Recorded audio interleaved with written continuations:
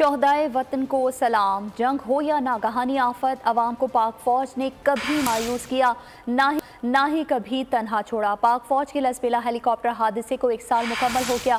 1 अगस्त 2022 को लसबेला में पाक फौज का हेलीकॉप्टर खराब मौसम के बायस तबाह हो गया था। आपको बता रहे हैं, शोहदाए वतन को सलाम। जंग हो या नागहानी आफत, अवाम को पाक फौज ने कभी मायूस किया, ना ही कभी तन्हा छोड़ा। पाक फौज के लसबेला हेलीकॉप्टर हादसे को 1 साल मुकम्मल हो गया है। 1 अगस्त 2022 को लसबेला में पाक फौज का हेलीकॉप्टर खराब मौसम के बायस हादसे का शिकार हुआ। हादसे में lieutenant general Sarfaraz Ali, brigadier Amjad Hanif, brigadier Mohammad Khalid, pilot major Saeed Ahmed, major Mohammad Talha और नायक मुदस्सिर फयाज शहीद हो गए। इस दर्दनाक हादसे ने हर अश्क बार कर दी, जबकि मुल्क की फिजा कई दिन तक सोगवार रही।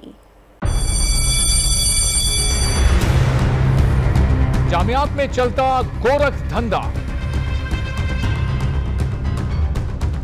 नौजवानों के मुस्तकबिल से खेलने वाली काली भेड़ों के आगे हुकूमत और इंतजामिया मुकम्मल बेबस। मुस्तकबिल के मेहमानों के तहफ्फुज के लिए बोल ने उठाई आवाज, सहाफती फराइज को निभाते हुए पहुंचाई हर खबर अवाम तक। बड़े स्कैंडल से जुड़े तमाम हकाइक रखे अवाम के सामने, क्योंकि बोल है पाकिस्तान का नंबर 1 न्यूज चैनल।